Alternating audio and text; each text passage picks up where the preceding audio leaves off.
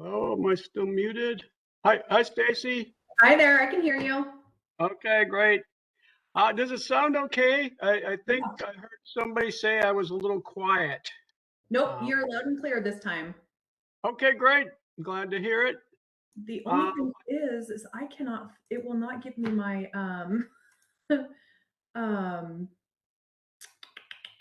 menu bar, and so I can't format this. I've had difficulties making it display the same way more than once. It's like, so that's always a new thing for me, it seems like. Hi, caramba. And I'm going to remind myself, hi, Casey, I'm going to remind myself here quickly about, I think last time I slideshow.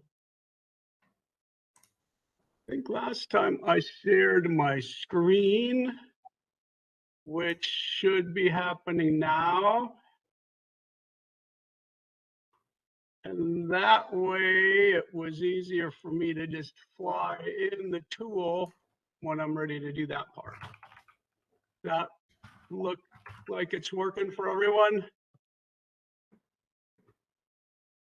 I don't see your screen yet. Oh, I think I forgot a button there. How about now? So now I'm going to do the opposite. I'm going to take that out of there. So this is how I would start out the slide.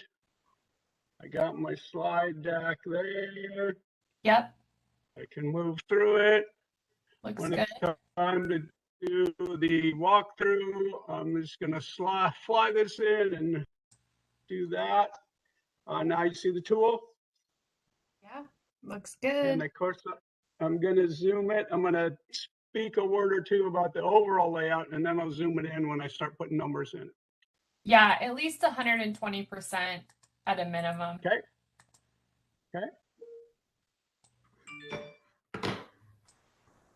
And I don't know if everybody heard it. Jessica is ill today. So I believe Alan's going to step in and do a quick little 2 or 3 minute intro for us.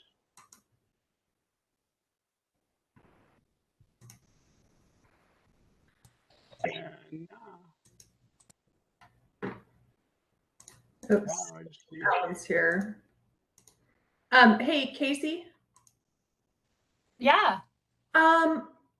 This has not happened to me before. It will not give me a menu bar up top. Do you know how or where to find that? Oh, like where it has like file, share, view. Yep. Oh, but it's not on there? It is not. And I cannot, wait, let me see. So mine has a little thing that says hide show menu bar.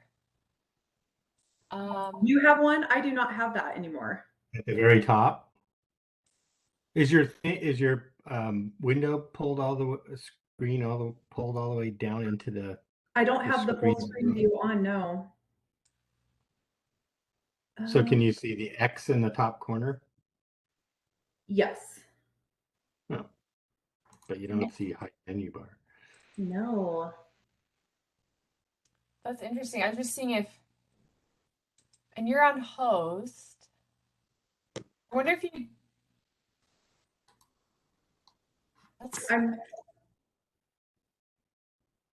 You know what? Let me chat Sheila real quick. I'm almost inclined to think maybe you try to rejoin. Yeah, that's what I'm thinking. You know what? Let me make you a co-host real quick, just in case yeah, anything weird happens.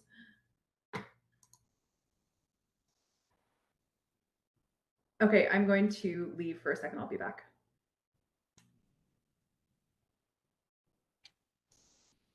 Oops.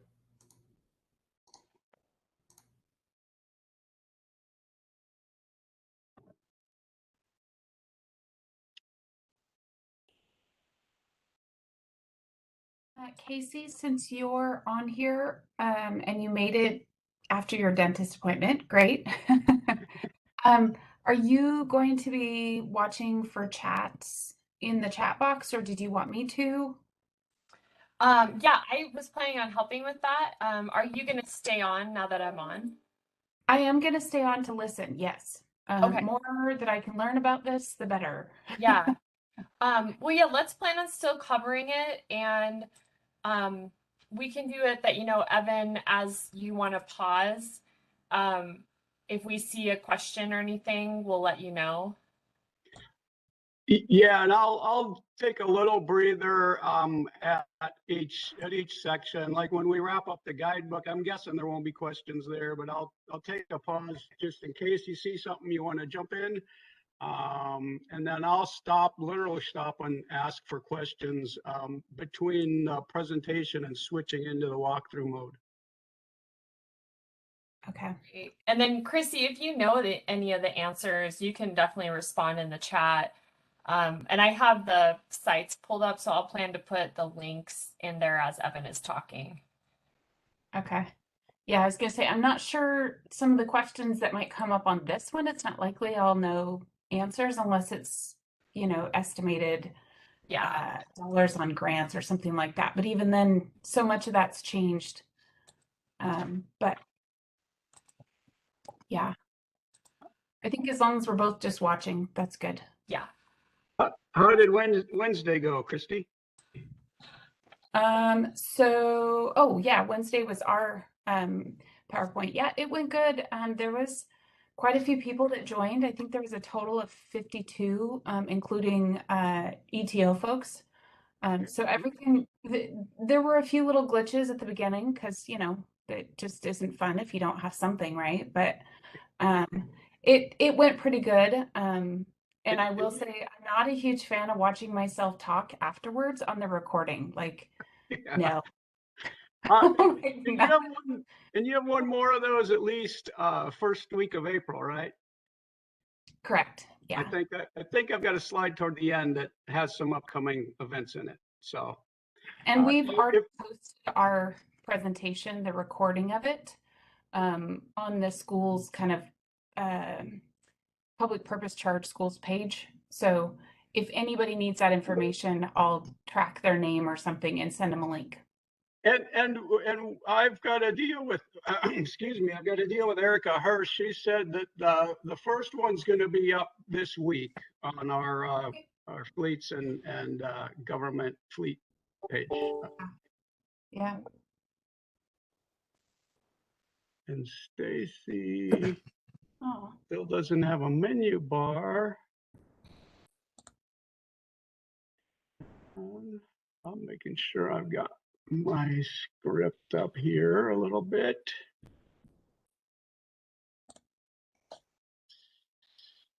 Let's see.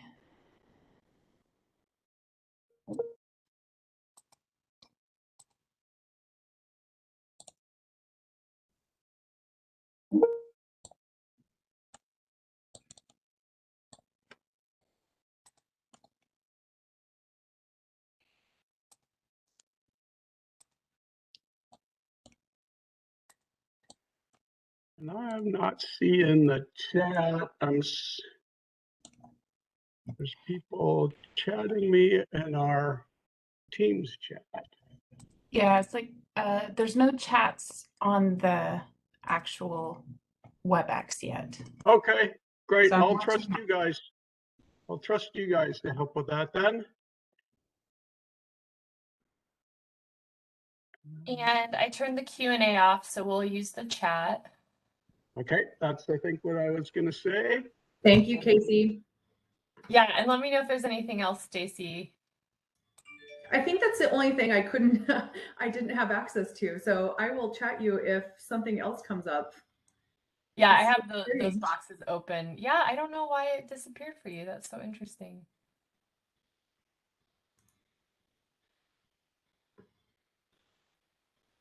No.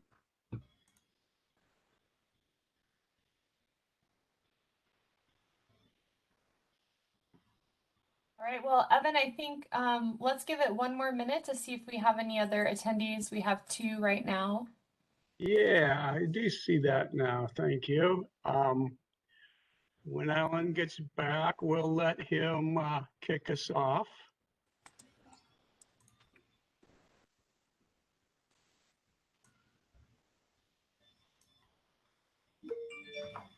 Oh, and recording, good question. We I'm still gonna got the start that- I'm going to start that right now. Okay, great, thank you.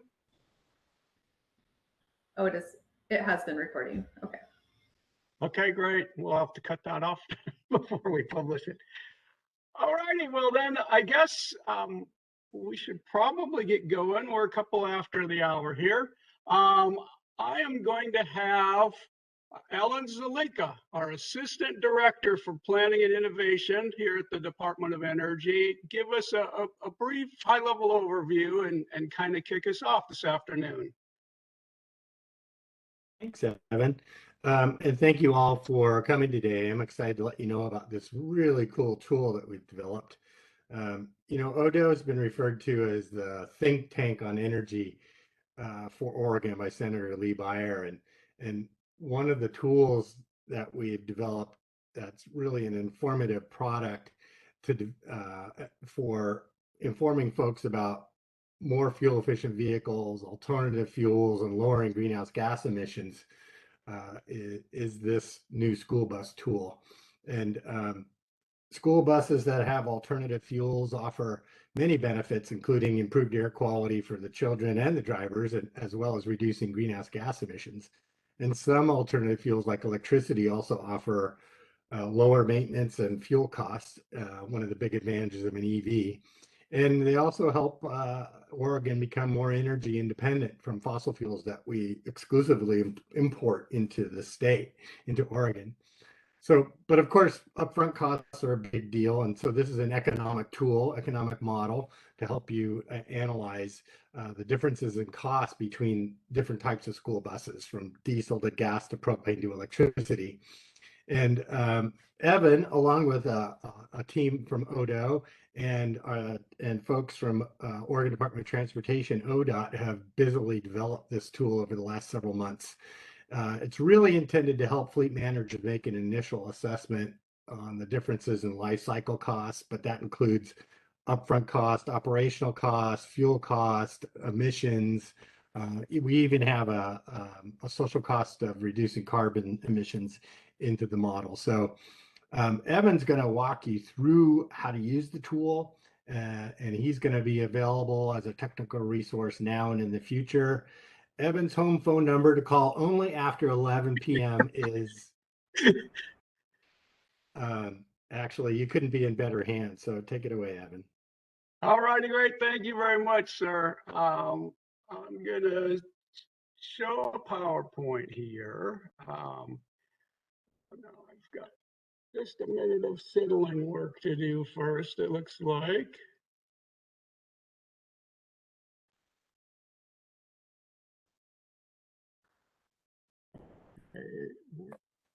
Plan B here, apparently.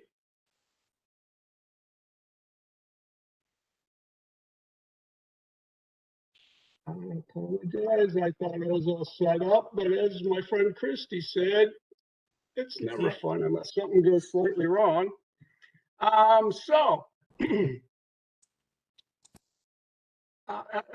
Ellen said, we're looking forward to sharing these tools with you. I'm actually going to talk about two tools, and I'll start out by saying, shared. Can you see my screen yet? Getting some weird note here. Yes. Yeah, the Yes. slides are up. Okay. Slide. So then here's what we're going to talk about today. I'm going to say welcome to the second part of a two-part webinar on electric school buses. Today, we're going to learn about a couple technical tools the Department of Energy has produced. And if you happen to miss the part one that happened about a week ago right now on funding opportunities, the slide deck and a recording of that will be available on our business and government fleets site. And this one will be recorded. We'll catch it up as well. But by the end of the week, we should have the first one up. And I think a link will be appearing in the chat momentarily if it's not already there. So the first portion today will be done in a presentation fashion. So please use the chat if you have a question during that time, and we'll catch up with you. And if you could also, I'm not sure that this tool captures the person that's asking the question. So if you could identify yourself or your affiliation, that might be helpful as well. But either way, if you have questions during the presentation portion, please put them in the chat. I'll give ample little pauses to do little mini Q&As and catch us up as we go through. And then contrary to that conventional webinar advice, when I get to the walkthrough portion of this, we really would like you to raise your hand and ask your questions in real time. A lot of times once we get into that tool, I think the questions might depend on context. So we'll break with tradition and try to have you interrupt me during that.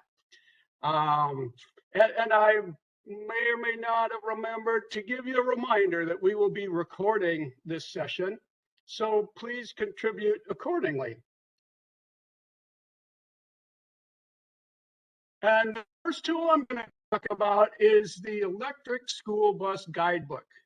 And don't worry, I'm not going to read it to you. It's a pretty lengthy document, but I am going to give, I guess, a pretty strong commercial for it.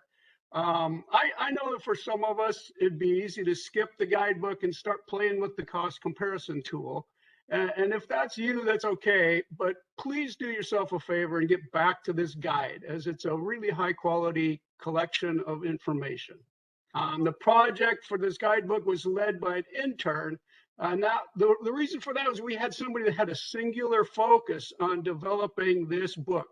And that intern also had full access to all ODO staff that had any connection to schools, electric vehicles, charging or charging infrastructure. She also consulted with key agency staff at the Department of Environmental Quality, the Department of Transportation, the Department of Education, and she contacted school districts that have already implemented electric buses. She contacted bus manufacturers, vendors, service departments, electric utilities, probably a bunch more I'm forgetting, and she performed significant research. Like I said, this is a pretty cool piece of work. I also, as we're looking at this slide, want to point out there's a kind of a fun little side story that the cover art was a result of a contest from Oregon school students. I believe they were all like third graders. The contest was such a success that we couldn't pick a single winner, and therefore we've sprinkled their artwork throughout this guide, kind of making it a fun read just for that, if nothing else.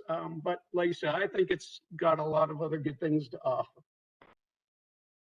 And I said that I wouldn't read it to you, but I didn't say I wouldn't share the table of contents.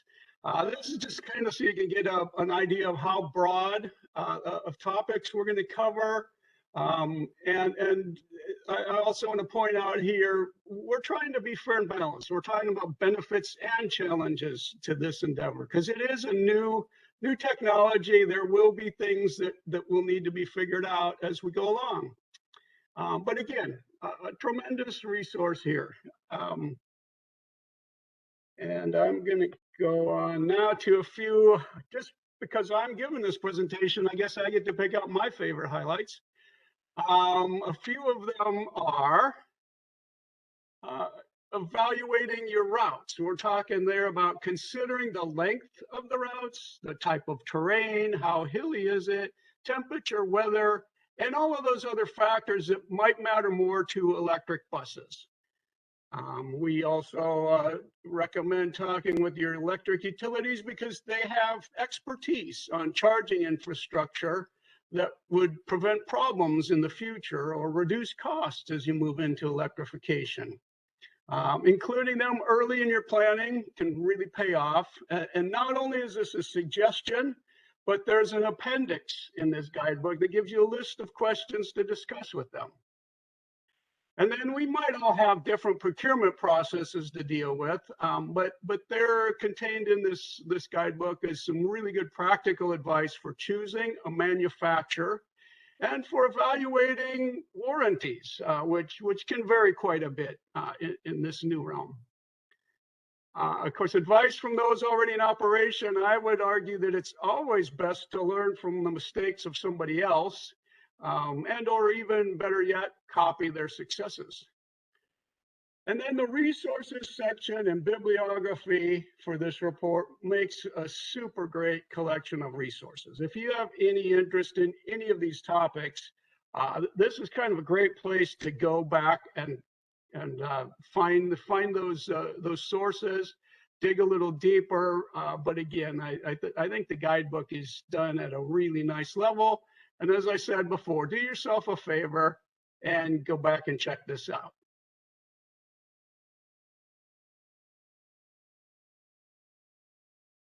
So at this point, I'd like to switch over and talk a little bit about the other tool, officially the school bus alternative fuel cost comparison tool.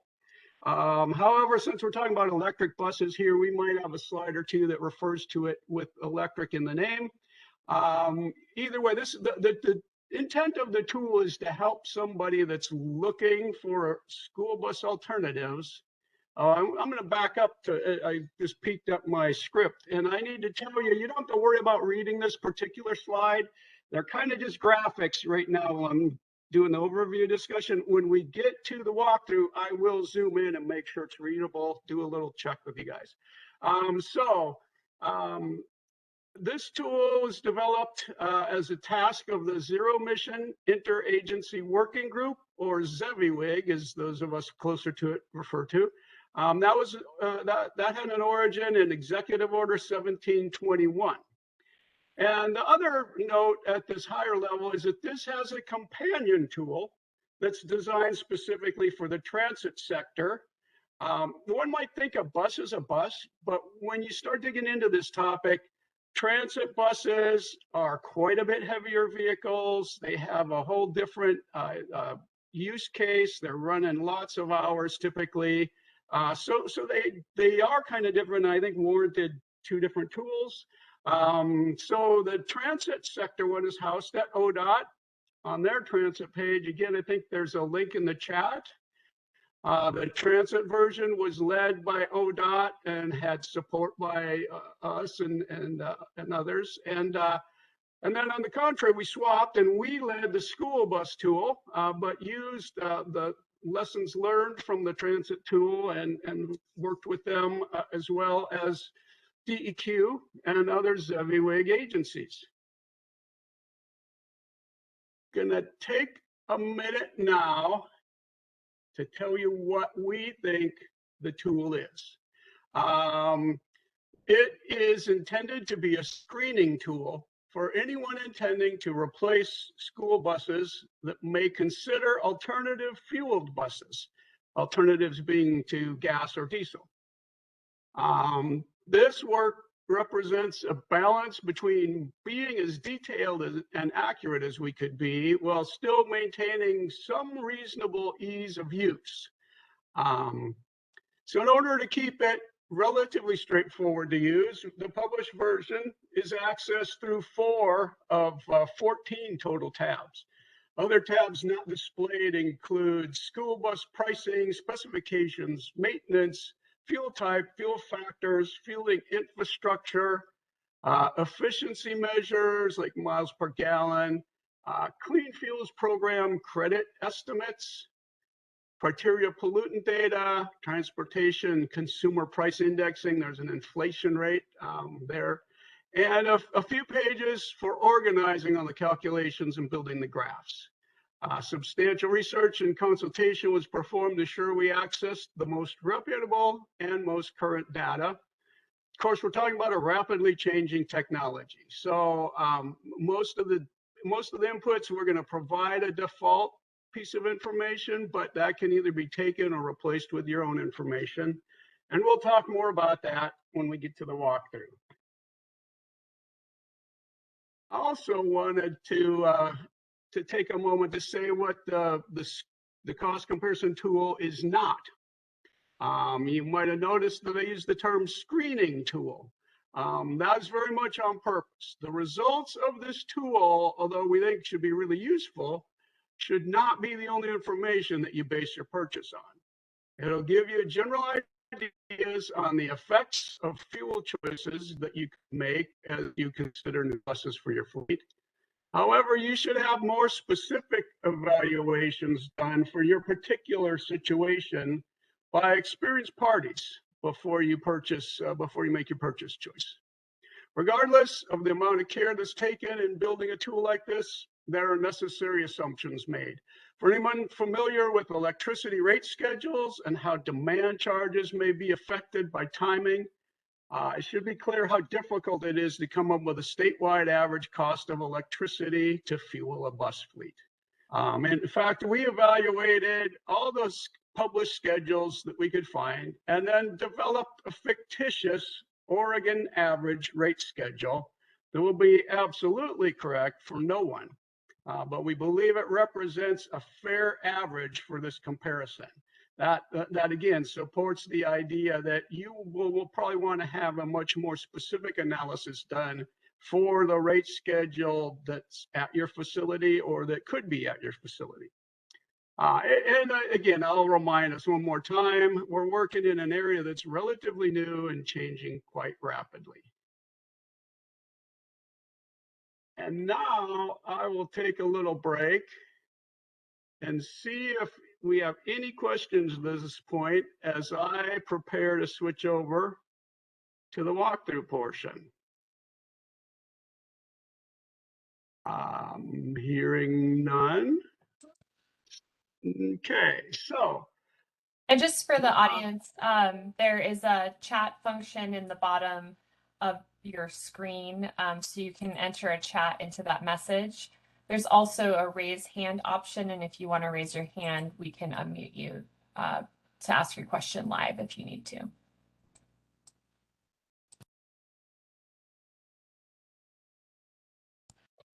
And again, I got out of sync of where I thought it was going to be on this switcho change.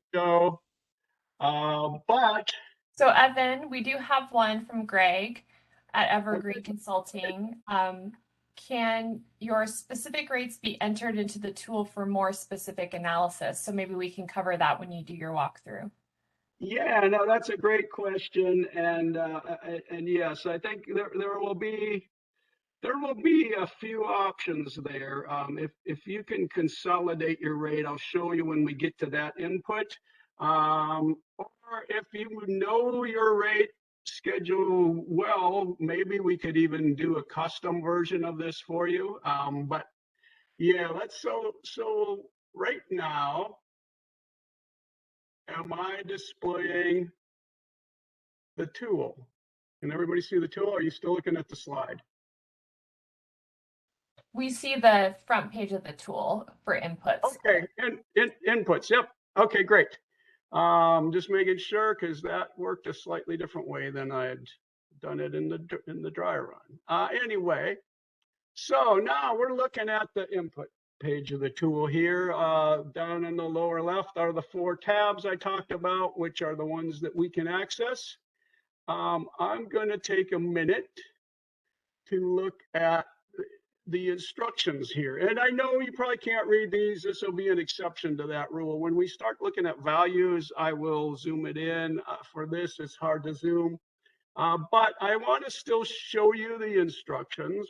And I want to let you know that there's not only step-by-step processes here, but there's important caveats or warnings or little details added. So I would suggest that this is not just if you need it to figure out what box you're filling out, but it's probably worth reading through before you get to throwing numbers in the boxes. I think it'd be good to read through the instructions because, as I said, there are going to be a few little tidbits hidden in here that you might not find elsewhere. But let's go in and play a little bit. So before I zoom in, I'm going to show you this whole page because I'm going to give you a little bit of a layout, a lay of the land here. On the left side, left half of this page, we have 3 columns that are dedicated to bus 1 or your baseline bus. And then on the right side are the same or similar 3 columns for bus 2. This is the basis of the comparison we're going to be making. Now we'll try to get a little closer here. So we'll start out with too much, it gets jumpy. Okay, so we're going to start out again. Over here is bus 1. We have column A that is basically going to be labels for what goes in those boxes.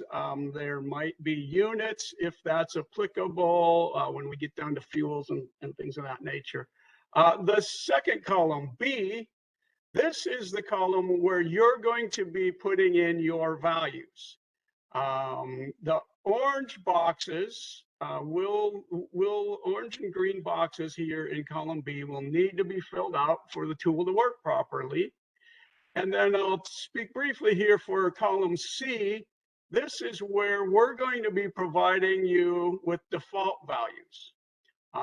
So we've done like I said before, quite a bit of research to try to find the best data that was out there when we were building this tool. But you have the ability to put in any values you'd like. So we'll start out up here. This first orange box says diesel B5 right now. Well, there's a pull down menu, and actually we've got all different diesel blends and gasoline. But this being the baseline, the bus, your baseline bus, probably the cheapest option, is going to likely be a regular diesel bus, so you're going to burn B5 in. As we go down, we get into the bus price, and I should have reset this, but I guess I've left it where I was looking at. So this presumes now that we thought this bus was going to cost you $91,000, but perhaps you got bids or you recently bought one, you know it's going to be $82,500 instead. You can clearly use your own price there.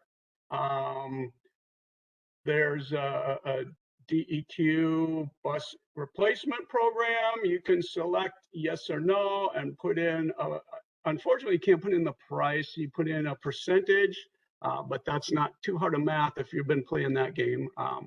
In this case, let's just go on and we'll say the bus is $82,500 for our diesel, our plain diesel bus. And we're going to analyze 5 of them. We're going to put in an order for 5 buses. So our total cost is $412,500. Now let's skip over here to bus, the improved bus, or the bus we want to compare that to. Again, we have a pull down. I'm going to use battery electric for our first case here. We can play with others at the end if there's time and interest. But again, now we have all sorts of options that we'll be able to compare to our bus 1. In this case, again, I said, well, we came up with $330,000 for a full battery electric bus. Maybe now you've got some sort of a purchase agreement where you can get them cheaper. Let's say it's $245,000. We can still choose the bus replacement program incentive. That probably applies more here than it would in a regular diesel bus. But again, you can work with DEQ if you're going to be looking at those specific incentives. We have our $245,000 bus here. And here I also assume that you can put in any other kind of incentive that you might want. Say you've got a particularly friendly utility that wants to give you $100,000 per bus or something.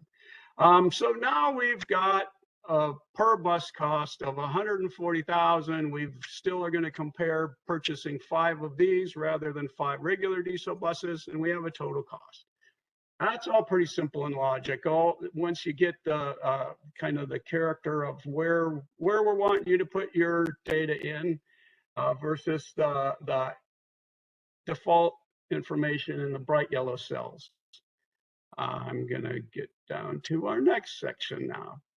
Now we're going to talk a little bit about how those buses are used, miles traveled per bus, total miles, and that inflation rate that we talked about. So fuels and maintenance costs, ongoing costs in the future will be escalated using an inflation rate. This is our default, and you can choose to use a higher or lower value if you want. I'm going to take a break here. There's a couple of places I could talk about this, but when we're talking about miles traveled, this is maybe a good place to think about how similar your bus fleet is. If you wanted to look at replacement of a full bus fleet and you've got some routes that are long and some that are short, or you have some that are hilly and some that are flat, if you can characterize your fleet into more than one sets of buses, you can. We didn't get that fancy to accommodate that within the tool, but you can clearly go back and start over and do 2 different runs. They will end up with all the same units, so you can just simply add them together as far as any cost or benefits. And so that's certainly an option that might apply to some places that have, again, more varying routes. You can try to average them all together and do it once. That might, that you might get caught shortcutting something though if you do that. So we do recommend, if you have different routes, we want you to look at them potentially separately. Then we're going to go in here. Now we're getting into maintenance costs. So these are all going to be in per mile. Any of these costs are going to be per mile. That was the way the model was set up. So those may or may not be units that you're used to, but that is what we're going to take. And also that's another good reason that we have defaults. So maintenance per mile, 48 cents. That's for a regular diesel bus. We have fuel efficiency for that bus. We have, if you're running diesel, you might be buying DEF, or if you're running compressed natural gas, you might be putting electricity into the compressor. So those additional costs for your fueling and operation can be added here. Fuel costs per gallon. That again is something that you may have a better handle on than we do. Although, as you know, this last week or two, it's like really predicting fuel prices into the future is really tough. You might be better off to not change that too much. And if you do change that, be aware that that escalation factor might not work fair. If you change one and use a default for the other, you might not be comparing apples and apples anymore. So just, you feel free to use whatever value you want to use there, but I'm just putting out there a caution for you. And then fueling station maintenance. You'll have different values in there depending on the different kind of fueling that you use. We have the same questions here for the new bus, the number 2 bus, and we're going to compare to number 1. Plus a couple of other things at the end here. And this one is really important if the greenhouse gas emissions matter to you or the reductions. Electric utility provider has a pull down list, and we have all of our Oregon electric utility providers listed here. You should pick one that is going to be serving your fleet, because these are going to change, and in some cases change pretty far. We can look at this one, and in a minute after we start looking at the outputs, we'll come back and change it and show you what I mean there. There's also a spot here for you to claim whether you want to account for the Clean Fuels Program credits. You can say yes or no.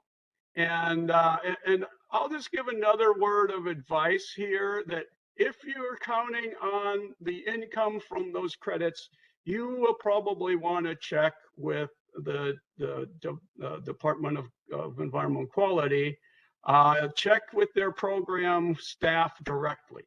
The reason for this is that some fuels, you earn the credit, the end user earns the credit, and in other fuels, it's the fuel deliverer or provider that earns the credit. That tends to be more gaseous, the propane and compressed natural gas. If those are delivered to you, likely the credit's going to the party that's delivering that fuel. On the other hand, if you're going to run electricity and you're going to meter it separately, you could become the credit owner in that case.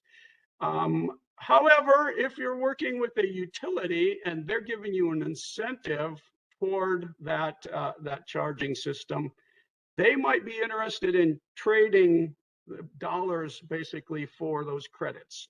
So that will be something you'll need to pay attention as you negotiate any incentives towards the charging system with, in particular, a utility. Anyway, I've spent a lot of time going through the input section, and so now it's time to wonder, why would we do all that? I'm going to jump over here to a summary page, and this was the cute little clip that I had thrown out there earlier, but actually this page has quite a bit more on it. I just want to show you all of the different features here, and then we'll go back and look at it a little closer.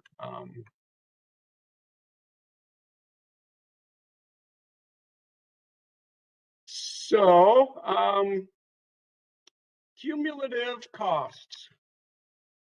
This is basically going to show us the 15-year life of that bus.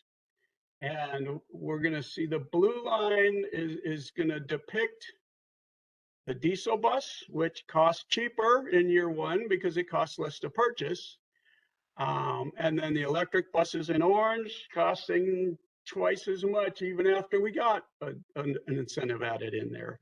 Now, as we go on, though, the diesel bus costs more to operate than the electric bus. So we get out here, in this particular case, year 10 or 11, we're going to cross over. And so this is a pretty picture.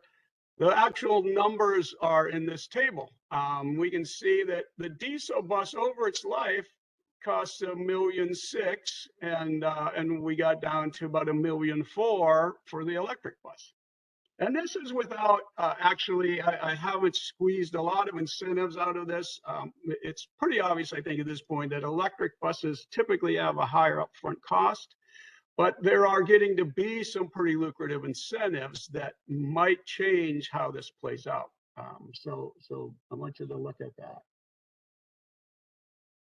And then we'll scroll over here. I gotta lose my video if anybody's watching me, but that's good. So we have a second table. This looks very similar, and we've added social costs to this. This is going to be the dollar value of estimated health improvement by reducing greenhouse gases. So I'm going to zoom back a little bit here and say this table below the first graph that we looked at is going to add all of the different inputs and summary math together and give us the data that goes behind this work. This goes back one step further. Now we have what are the results of the input for bus 1 and bus 2. And then I was going to get over here to the social costs. These again are things like NOx and particulate matter, PM2, those sorts of things other than greenhouse gas emissions. Actually, social costs includes greenhouse gas emissions too. But a lot of the dollar value here comes out of health improvements, particularly by getting rid of particulate matter. So we've again tried to incorporate everything that we thought would be a fair assessment that we could put into both the before and after bus. For those that are really curious about this, there's probably an offline story we can talk about, but the origin of most of that data is going to come out of a federal tool called A-Fleet. I believe there's a second version of that now that we used. We caught that. Their update happened right as we were doing this. So these are basic numbers about dollars. And we have one more tab over here that talks about our fleet carbon footprint. We start out with the tables. These are annual figures. So this is you know, per year, our diesel B5 bus was going to emit 145 metric tons of carbon equivalent. Our electric bus is going to be at 96. This first graph to the right is the greenhouse gas emissions, and the next one over to the right is the emission reduction, or basically the inverse. So we can see here, the diesel is the baseline. The electric, we saved 49 of those 145 metric tons. And then the lower part of this is cumulative for the 15-year life cycle of the bus. And I believe maybe I skipped over the 15-year story. So let me go back and throw that in. We know that that the buses are going to be depreciated typically over a 12-year period. We also know that a lot of people keep buses longer than the depreciation period. We early on had to kind of nail down the life. That's one of the things that we do not have flexibility in. Once we made the choice to model it this way, everything else is scalable nicely, but that had to be locked in. We chose 15 years as kind of a happy medium combination sort of place. And again, unfortunately, you can't change that. I suppose you could maybe, if you were hard and fast going to stop at 12 years, you could, you know, you could do some proportion or something. But effectively, we're going to compare all these buses on a 15-year life. That's depicted in these cumulative graphs as well. I think I got a couple little other backup notes here. How we're doing for time? Yeah, we have a little bit of time. So I'm going to say, we talked about if you have varying routes, you can do more than one of these runs and then simply add the results together. I just talked about the 15-year life cycle, lifespan being locked in. And I wanted to give another vote for talking to your electric utility early and often. Now, they might not only have experience with charging infrastructure, but they also can advise you about how to best interact with them. Like, would it be better to add your charging system to the current loads, or maybe establish a separate account for your transportation loads? That might even be a requirement if you're going to be trying to capture the Clean Fuels Program credits. You will need to know the quantity that actually went into your transportation system. There's also great advice in that guidebook about the logistics of where you put charging and thinking about what's the value of parking your buses where they currently park versus, you know, maybe reconfiguring your lots as you go into this endeavor. So again, a lot of thought can be valuable in planning that charging infrastructure, locations, electrical loads, how that might align with your current loads or not, and therefore maybe warrant a separate account.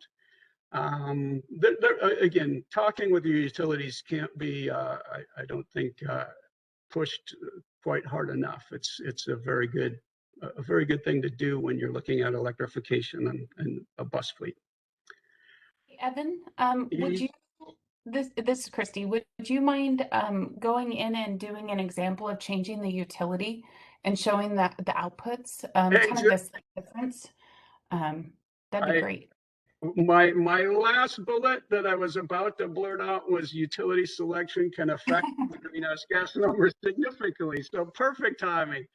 So let's take a look at this and remind ourselves that we're looking at the diesel burn-in B5 145 metric tons, and electricity only creating 96 tons,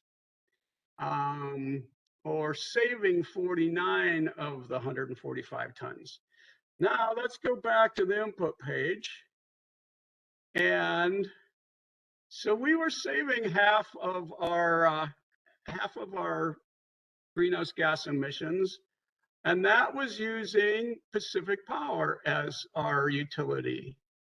Now, I happen to say, and it's probably not practical to move around from utility to utility, but just to show kind of an extreme case, I'm going to now say we're talking about a bus fleet in eWeb down in Eugene, an eWeb customer. Now, if we go back to the carbon footprint, and this was the first call I got from somebody asking questions about our tool. And they looked at this, and there's 145, and electric is like hardly anything. And they thought surely something must be wrong. So that's why I want to underline this. The utility that you're buying your electricity from matters.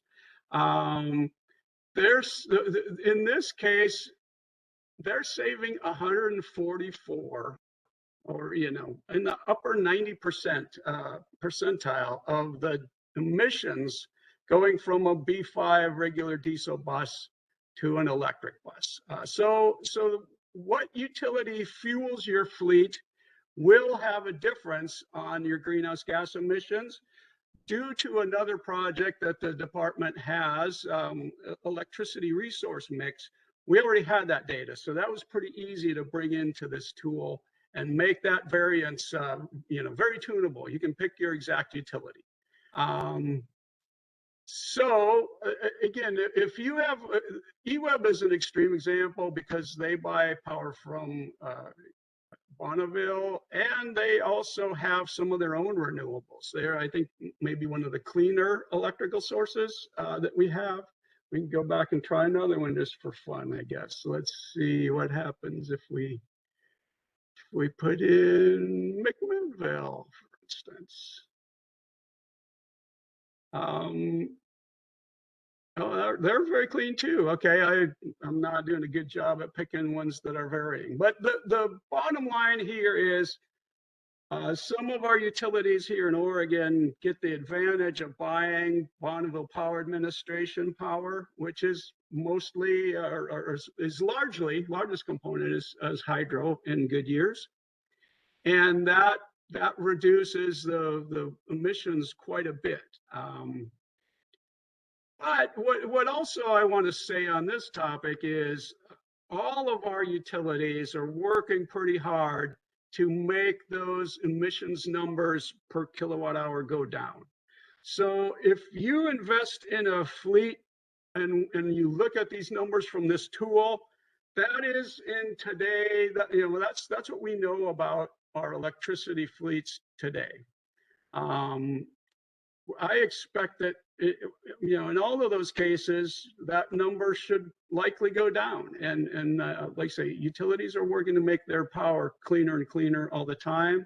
So again, over the course of a 15-year bus, this is something that doesn't escalate. We have the real numbers from 2019, 2020 at this point, I think. So these are real numbers, they don't escalate, but in reality, they should get better. The electrics should save more or emit less as time goes on. Is that, Christy, what you wanted to hear about that? Yes, that's great. Thank you. Okay. Then I'm hoping that maybe there's still people out there who might have questions. Does anybody want to stick their hand up and start talking with me about any of this?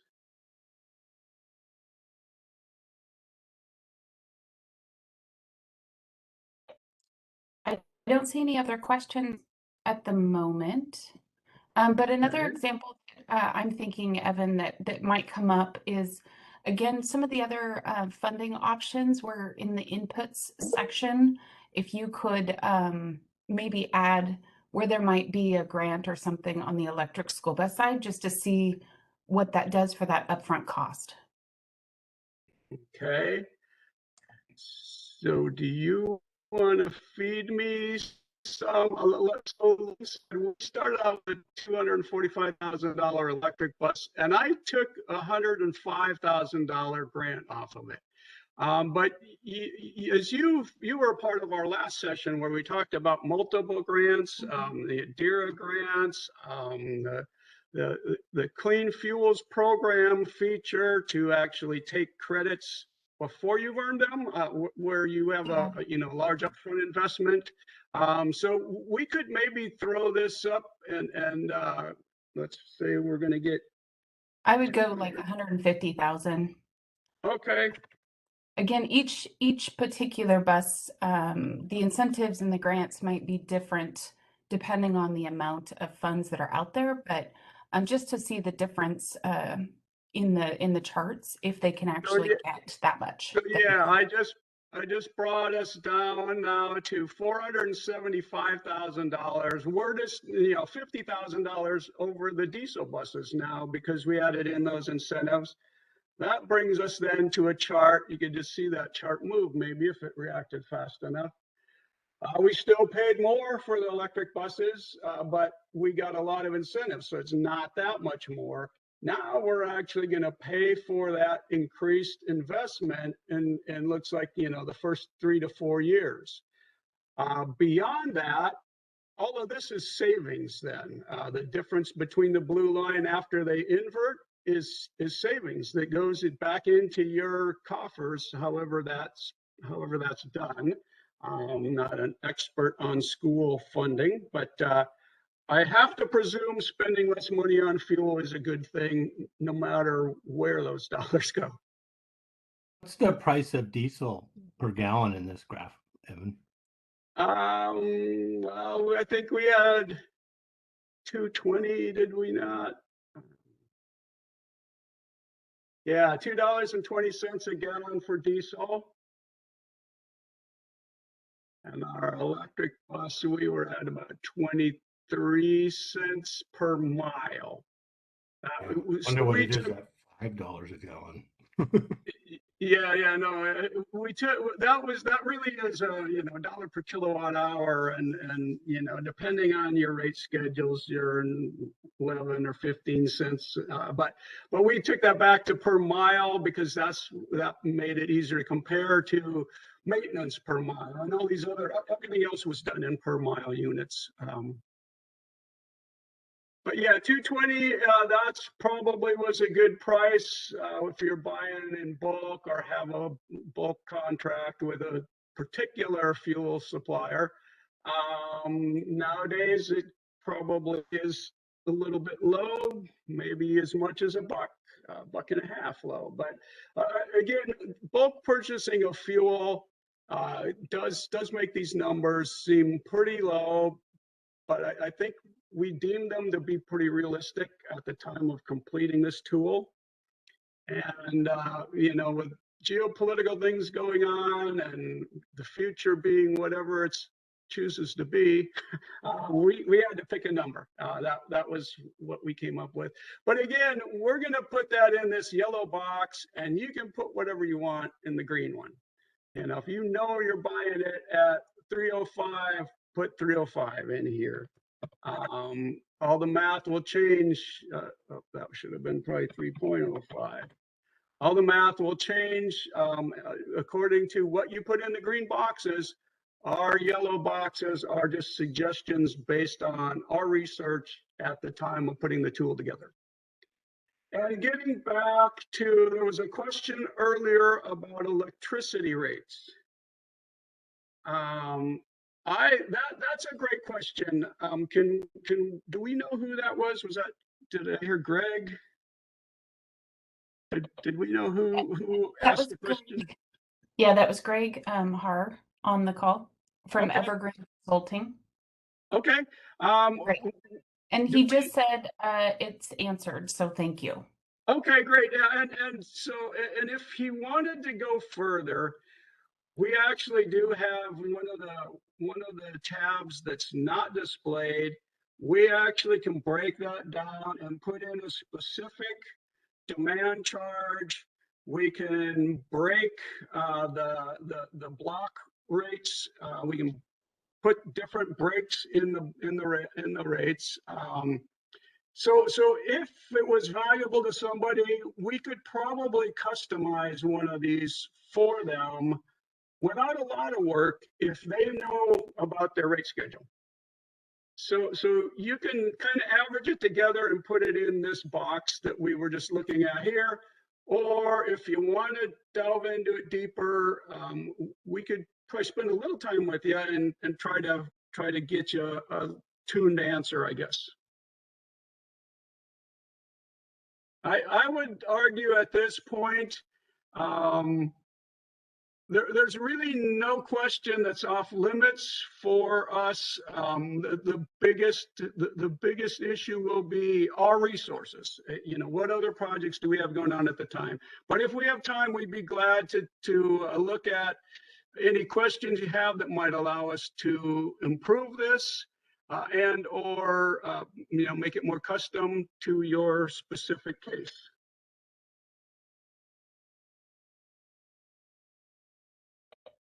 And with that, I'm going to stop you up, and we got just a couple more minutes. See if there's any other questions.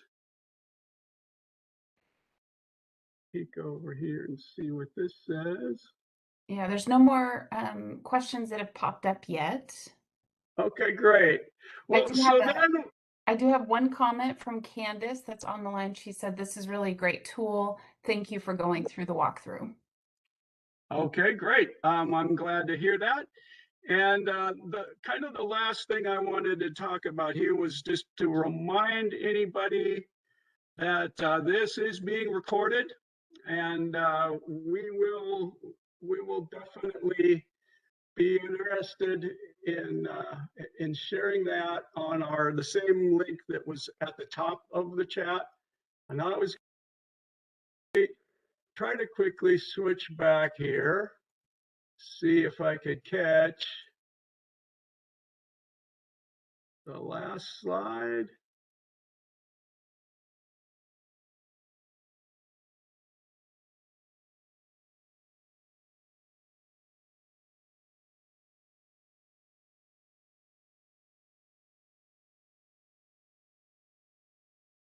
Now, do you see the slide or do you see my screen? We see the slide. It looks good. Okay, great. I'll try to ignore what's on my screen then. So here are a few things that are upcoming that are on similar or adjacent kind of topics.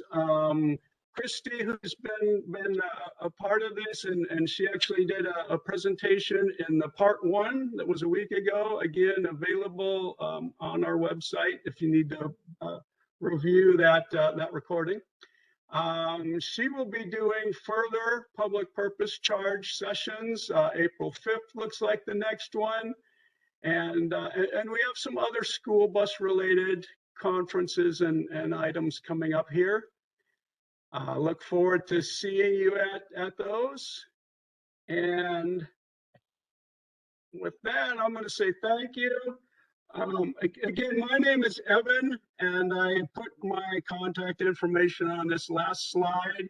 Again, the slide decks and recordings will be hosted on our business and government fleets page, which again should be currently available, that should be listed in our chat currently. The videos, if they're not up now, will be shortly. That was guaranteed by the end of the week. And with that, last call for questions, but I think we're winding down, it sounds like. Awesome job, Evan. Thank you very much for doing that. Sure. Thank you. And thanks for stepping in and helping us out today. Great. And I'm not seeing any other questions, so in the chat anyways. And I don't see any hands either, so yeah. well, thanks to Candace and Greg for sticking it out. Yeah, exactly. And I hope I'm going to work with Erica to try to figure out some ways to market these, since I think we have two really good recordings now, some good information. Well, Evan, I yeah. will definitely be sharing all of the links when we're going out to do our conferences or any other, public purpose charge webinars. So I Yeah. will make sure it gets out there as well. I was just going to catch up for Alan's sake that our last week event, at one point we're going to do one big grand hoo-ha. We decided it was better to split it into two. So the first part was on funding sources, and we had DEQ, we had the Department of Education talk about kind of baseline bus funding. We had Christy talk about public purpose charge funding. We had Morgan from DEQ talk about DERA grants and some of those other diesel emission reduction things that she does. And we had Corey talking about the new feature to the Clean Fuels program where you can front load or take credits prescriptive of your project, or pay for some of the upfront costs and then basically pay them back. So it was a really interesting session. I thought everybody did a great job of hitting the right level of information and the right pace. And then I appreciate that because I had heard some of their presentations before, but this is the first time where we had them all together to kind of talk about what our strategies to what things are in conflict with each other versus what things can you add together when it comes to funding. So I thought that was really nice information as well, and also was disappointed by the attendance there. So we're going to work hard to try to market these and get them out there a little more, because I think they both went really well.